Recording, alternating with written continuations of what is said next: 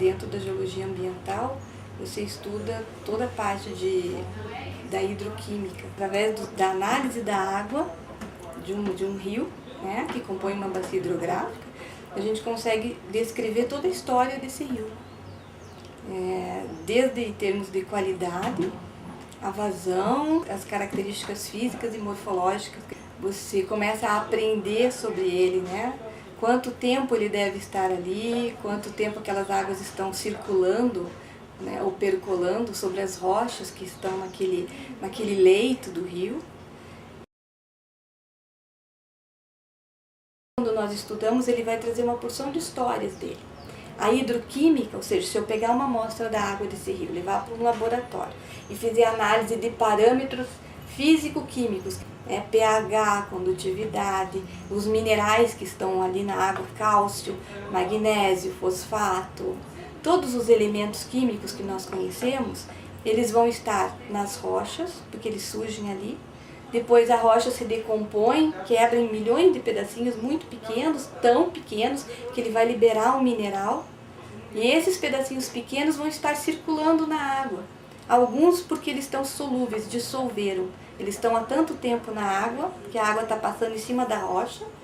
Então, quando eu analiso essa água, eu sei dizer quantos minerais estão presentes nessa bacia desse rio, em que quantidade cada mineral está, quanto eu tenho de cálcio, quanto eu tenho de magnésio, quanto eu tenho de carbonato. Se eles estiverem ali nesta água, eu sei que este rio está passando por cima e por dentro de uma rocha que tem exatamente esses minerais, esses elementos químicos. E daí eu estou conhecendo a geologia da área. Eu sei também que quanto mais profundo esse rio for, mais tempo ele está passando nessa fenda da rocha. Esse rio está correndo num pequeno declive, num valo que se formou entre a vegetação, naquele espacinho, porque é mais fácil escorrer, e ele vai escorrendo, escorrendo, e ele passa a existir, formando a bacia hidrográfica. Como é que nós podemos perceber diferenças nesses rios e dizer, nossa, esse rio está aqui há muito tempo? Por isso que a gente vai dizer, esse rio é mais antigo, ou é um rio recente. O antigo e o novo, dentro da geologia, da geomorfologia, são milhões de anos. Milhões, centenas, milhares de anos. Essa água, ela começa a escorrer nessa falha, como se fosse essa cicatriz que tem ali aberta, e ela passa a percorrer esse trajeto muitos anos. Cada vez que ela está nesse movimento para descer, formando esse riozinho que nós conhecemos, ele vai retrabalhando as pedras, as rochas que estão ali embaixo e a vegetaçãozinha em volta.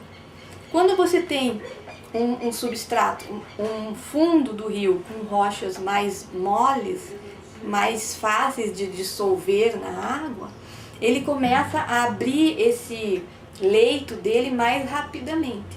Então nós temos às vezes um rio mais profundo, porque ele está, nós dizemos, escavando. Se nós temos uma rocha mais mole, que a gente diz assim, que dissolve mais rápido na água, não tanto quanto a areia. Tem rochas como o calcário, por exemplo, que acontece isso com ela, com o tempo. A água às vezes dissolve quando ela tem uma rocha calcária e ela vai abrindo espaço maior. Então são rios mais largos, mais movimentados por causa dessa rocha. E ele vai descendo e vai percorrendo muitas regiões diferentes. Aqui, se você vê a Bacia do Tubo ou a Bacia do Barigui, eles nascem num outro município, Almirante Tamandaré, que é divisa, desce por dentro de Curitiba e ele passa por vários bairros da cidade. E essa água vai parar lá no Iguaçu e do Iguaçu ele vai lá para a Foz do Iguaçu, para o Rio Paraná, então um trajeto imenso. Cada vez que ele está descendo, indo para lá, ele está levando amostras da história dele. Se ele passar por rochas muito duras, como um basalto, que são as rochas, os granitos da Serra do Mar, aqui, por exemplo, ele vai levar muito mais tempo para dissolver os minerais que compõem aquela rocha.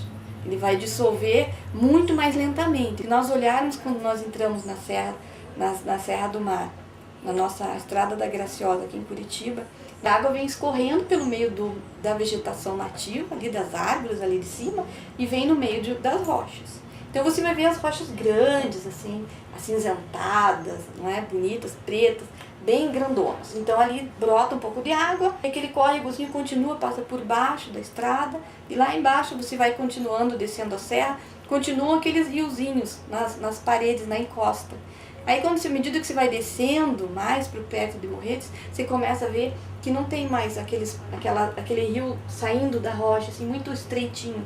Lá você já vê os rios mais largos, com pedras redondas, são as rochas chamadas matacões, né? Seixos rolados depois. Então eles vão criando forma, eles vão ficando mais arredondadinhos, polidos, menores, até você chegar lá em Morretes, perto do São João, no Rio São João, o Rio Nundiaquara, que você tem uma areia grossa e umas rochas redondas, menores. Elas são as mesmas rochas que surgiram lá aqui em cima e que ficaram milhões de anos sendo retrabalhadas. Ela vai passando em volta daquela pedra bruta. E com o passar dos anos, né, às vezes milhões de anos, ela vai passando tantas vezes que ela começa a mudar de formato e começa a rolar. A água leva para cá, leva para lá, e vai levando, e bate, e ela vai esculpindo e vai modelando essa rocha. Esse trabalho é feito pela água do rio. Claro, quanto mais antigo, quanto mais tempo esse rio existir ali, essas rochas vão sendo muito mais trabalhadas e vão tendo modelados. Por isso eles são chamados seixos rolados, que ficaram desse tamanho depois de milhões de anos circulando na água desse rio, descendo lá das alturas e vindo, vai parar lá na praia, lá em Matinhos, Caiobá, no rio, como na forma de areia depois. Com muito mais tempo ele vai formar as areias, os diversos tipos de areias que nós temos. Quando você olha do alto, assim, um rio que você pode ver de longe, às vezes você vê ele formando ondas, parece uma grande minhoquinha. Essas ondas, assim, são chamadas de meandros, né? São grandes alças que ele forma. Normalmente, quando não tem uma geologia tão dura, ele forma meandros menores. Onde é mais fácil da água escorrer, ela escorre. Por isso que vai formando as curvinhas do rio. Então a tendência maior é que quando ele tem muitos meandros, muitas alças, é um rio mais antigo, porque ele teve tempo de escavar para cá, para lá. Com o passar dos anos, o rio, como ele vai retrabalhando as rochinhas menores e vai formando areias, ele vai trazendo areias também e terra que cai dos barrancos, das margens deles. Quanto menos vegetação a gente tem na beira do rio, mais resíduo de solo, sedimento vai para dentro do rio. Areia, terra, tudo que escorre quando chove, que lava a superfície, como se lavasse a nossa calçada e a rua onde a gente está caminhando, aquela água que escorre, ela vai acabar num dos rios aqui da cidade de Curitiba.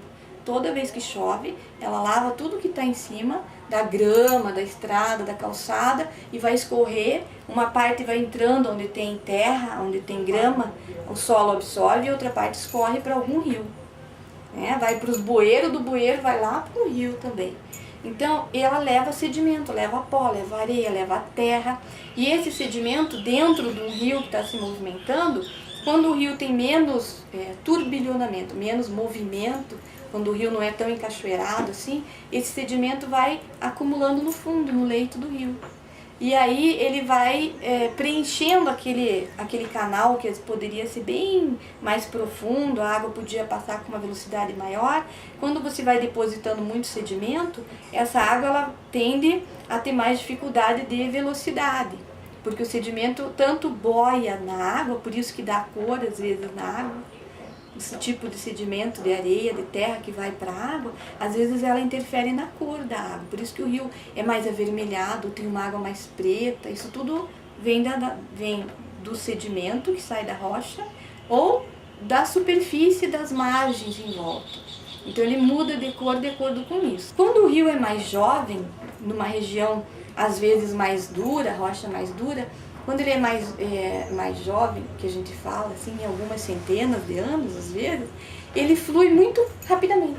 Então ele faz menos voltinhas. Ou ele faz voltinhas pequenas, vai indo embora em direção ao rio maior, ou ele faz, às vezes, grandes trajetos lineares. Então eles são mais rasos, não tem a sua calha, o canal onde ele corre tão profundo, e sempre um pouco mais retilíneos. Claro que temos exceções, conforme a geologia da área e a litologia, às vezes ele tem uma fenda para andar no meio de uma rocha, num grande cânion, e ele vai andar por ali. Isso são algumas observações que estudando-se um rio, uma bacia hidrográfica, a gente vai trazendo.